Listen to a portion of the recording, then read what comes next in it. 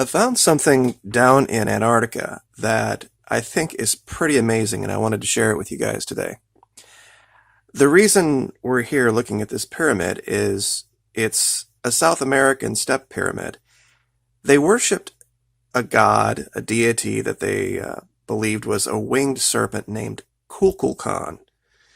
And I'm sure a lot of you, if you've watched all of the alien shows, the History Channel stuff, you're very familiar with this paradigm. Another reason we're looking at this is some of these pyramids, I'm not sure if this one in particular is the one, but they're aligned and built in such a way that when the sun goes down on a certain day, the way the shadows are cast, it looks like a stairway or some type of a ribbed spine on one side that slowly progresses upward or downward depending on the time of year and where you're looking at it. So, given that we know at one time things like this existed, this is of course pterodactyl. This is a representation of Archaeopteryx, another large bird. The myriad stories of the phoenix. This is Thoth. This is the Egyptian god that had the head of a bird. And given some anecdotal evidence from things that have been reported around recently and in modern times, a lot of which are fake or just misinterpretations. There are stories of people encountering incredibly large birds. I'm sure a lot of you are familiar with the fake CGI one of the bird that swooped through the park and grabbed up the kid, and it was really well done. It was the best CGI fake, I think, ever. But I had a bit of a personal experience myself some years ago, and it was a bird that was on the ground in Panama in the jungle. Now, I didn't tell anyone about this because I was Army intelligence, and you don't go yammering on about crypto creatures without risking losing your security clearance. But I wasn't alone, and we both shut up about it. And this thing had a beak as long as my rifle. It had eyes that were bigger around than a human fist. And now it wasn't flying, but based on its size, it looked like it had a wingspan easy 30, 35 feet plus. And we just backed away slowly and went the other way. It was no joke.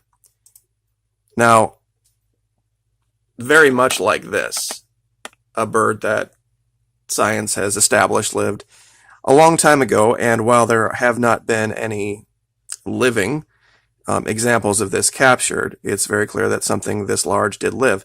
Now, this is called Argentavis magnificens, after, of course, Argentina. Argentina is the country closest to Antarctica. 6 million years ago, wingspan around 21 feet, feathers as long as samurai swords. This is real close to what I saw. It was dark. I didn't get a real good look. We didn't stick around for a long time, and it was, like I said, 25 years ago. So, what I'm about to show you next is pretty amazing. You have to remember that in this region, there are these large pictographs where they created these structures in Peru that you could only see what they were if you were flying above at altitude. And they've established these, and a lot of these, and you can see the two on the right here.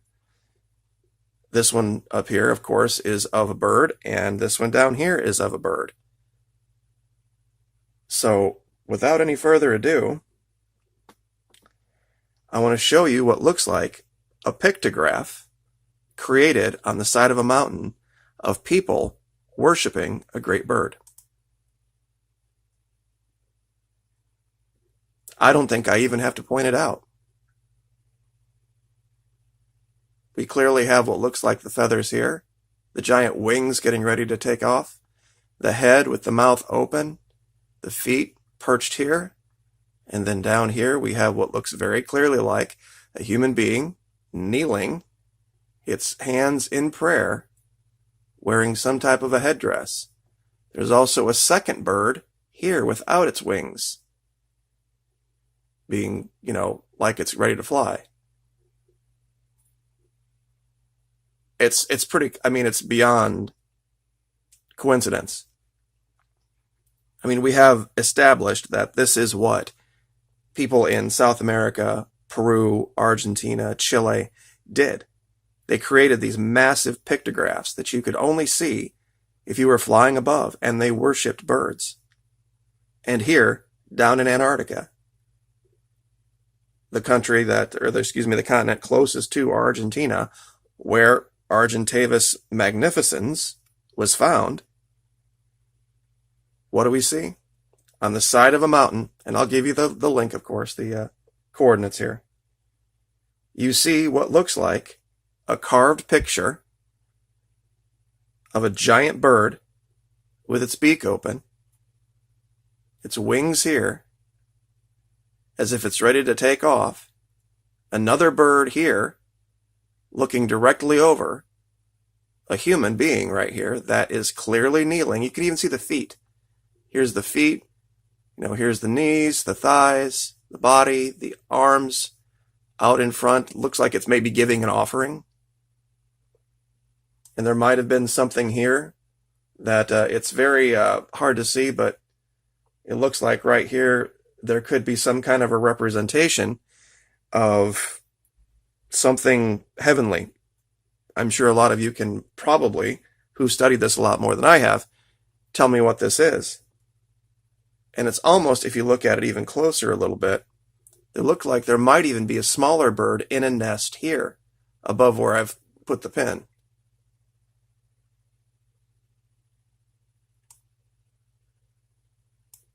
So this is a very clear, to me, unmistakable representation that perhaps the people in Antarctica, this ancient civilization that we've established, had some type of a bird as a god. It's over and over and over again throughout history that we have seen this on multiple continents. Evidence in the geologic record for these large birds, visual evidence for them, written evidence for them being worshipped. And here we see three pretty unmistakable images. This one up here, it just, you don't even have to be close. You don't even have to be zoomed in to see this. You can see very clearly what they did here. That this was, and of course it's on a hillside. On a hillside that very oddly looks like at one time it might not have been just a hillside. So, like I said, I will give you guys the location for this. You can look at it for yourself, but it's, at least from my interpretation, pretty unmistakable when you put it up next to what we've established is clearly evidence for this type of thing. Now, there are a couple other things down there that I wanted to show you guys. In this very region, I had mentioned about the pyramid that had the kind of the rib side to it. Well, right next to it, where this is, you see what looks like this giant spine that leads right up to this. And like I said, here's our worshiping figure. Here's the bird right here. Here's the other bird. And like I said, you look at this even from this angle. It's not a perspective trick of the eye. And you have this structure that would mimic greatly what they tried to do with the pyramid up in Peru. And like I said, I just have it labeled first thing that came to mind. This is giant bent spine. And like I said, you can zoom out and you can see this from a great distance. This would be a great way to, any craft flying over, it would represent that the people here, worship birds. If you're the bird god, come bless us, whatever, their intent was. Who knows? But one other thing I wanted to cover is, oh, let me see if I can show you guys this. It's something else I think they captured and didn't mean to capture. What looks like, in this, like I said, not very far from this, a very large creature, two-legged creature, walking up the side of this hill.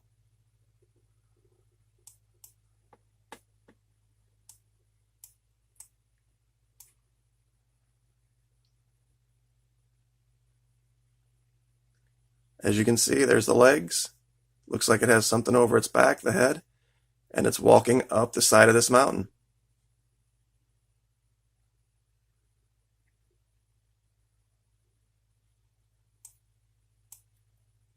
Now, I don't know if this isn't a representation like the other, or if this is just the imagery creating a two-dimensional picture of a three-dimensional object. It's hard to say. But the coloration is very different than the rock around it. It's much darker, much more pronounced. And that's why it was able to be seen from such a high altitude as not just part of the rock.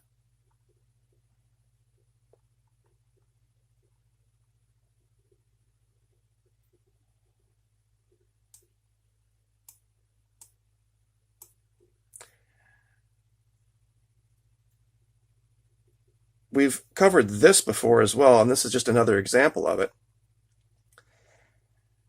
Right here, there is this strange shadow. And it's got kind of a round shape to it, cylinder shape to it. But when you zoom in very closely, once again, we see a shape much like the Baltic Sea anomaly. It's rounded, it comes to a point, and then it has this straight line cut right in the center. And in case anybody doesn't know what the Baltic Sea anomaly is, I had brought up a picture of it. Here it is. This is, of course, an artist's representation.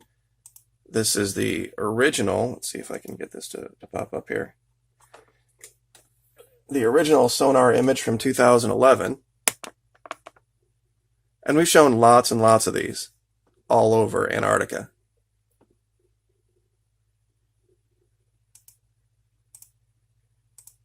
The reason I brought up this picture here is it shows they were able to somehow down there build these structures. No mortar. The pieces fit together so perfectly, you can't even slide a piece of paper in between them. And it's a baffling thing. I know a lot of you have probably seen the stories. The guy with the crazy hair, long Greek name, talks about this. And when you look at this, and you go back to Antarctica, and you look around, and I know a lot of people say, well, just the volcanoes do this kind of stuff naturally. There is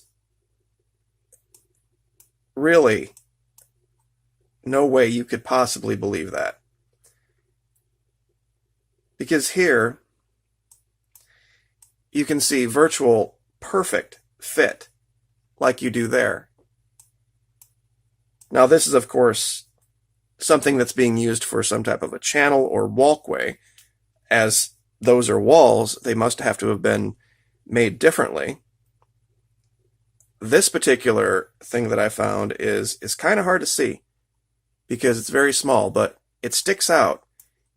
There's something purple glowing in the middle of this round object, in the middle of this, basically pavers, what look like pavers. And they could have created stuff like this. It's not beyond the ability of these people. That's why I showed that other wall, that we've seen this. Over here, it looks like very clearly these straight lines look like at one time there was artificial moorings of some type. Whether these are for ground craft or aircraft, or if this was underwater, Watercraft, I don't know. But when you look at this ridge, this perfectly straight ridge, and then you see these perfectly 90-degree lines drawn directly at it, it sticks out as completely unnatural.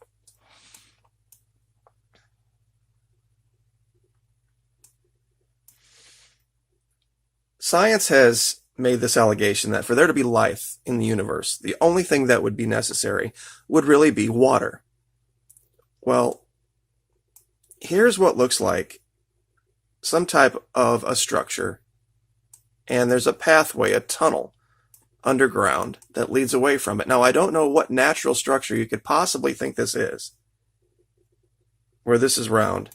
And the reason I preface that is that would it be beyond the realm of possibility of a group of people, for lack of a better term, living beings down here to have existed underground underneath this ice sheet for a very, very long time, undetected, given the amount of fresh water from those ice sheets and the known geothermal activity? Very likely there's water underneath there. And if they have water, that's all that science has established is necessary to maintain or create life. Here, we can see something now. Once again, I have mentioned before, sometimes things get hidden in time, in perspective, and in layers. Now, this is a 2012 photo. We're going to back out here so that we can try to get this to reveal in 2000 in an earlier photo. There we go. All right, this is a 2010 photo.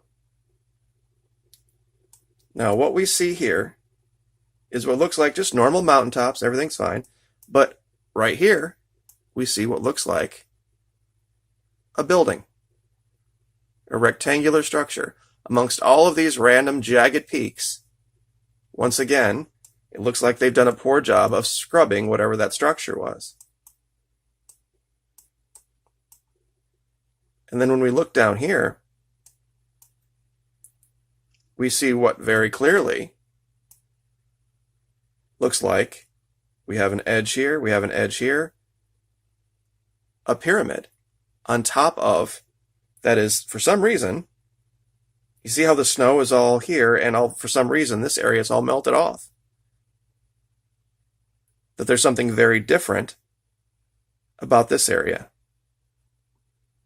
And once again, we see all of this, what look like basically pavers and a stepway up to it. Now, some of this stuff, I'm sure, has degraded over time. And the last thing I'll leave you guys with is this.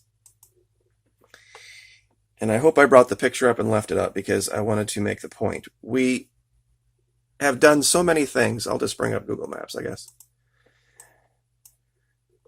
Here in the United States, I brought up this rectangle over the western part of Brazil to show you guys something.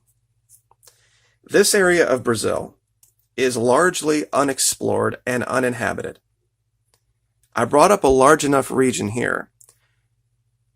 Every person living in the United States right now could have a 1,000 square foot home inside of this region with plenty of room to spare. That's how big this unexplored region of just Brazil is. And it's not even all of Brazil. Is it beyond the realm of possibility to think that maybe there might be an entire civilization down there living underneath that ice, perhaps underground, that we don't know anything about, given how much we don't know just about this part right here in an area of the world that's not that far from us? We've done things in this country, and that's kind of where I was going.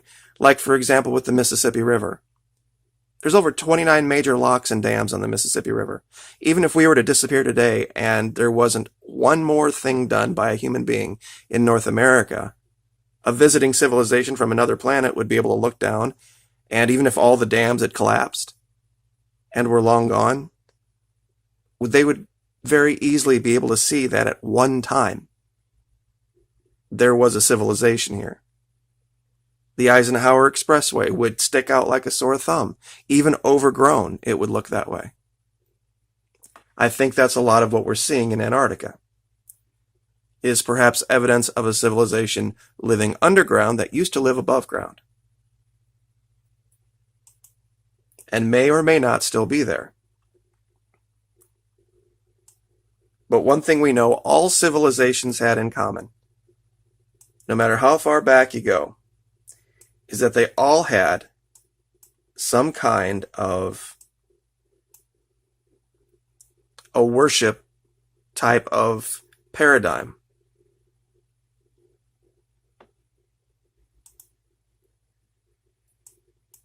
And when you look at this picture,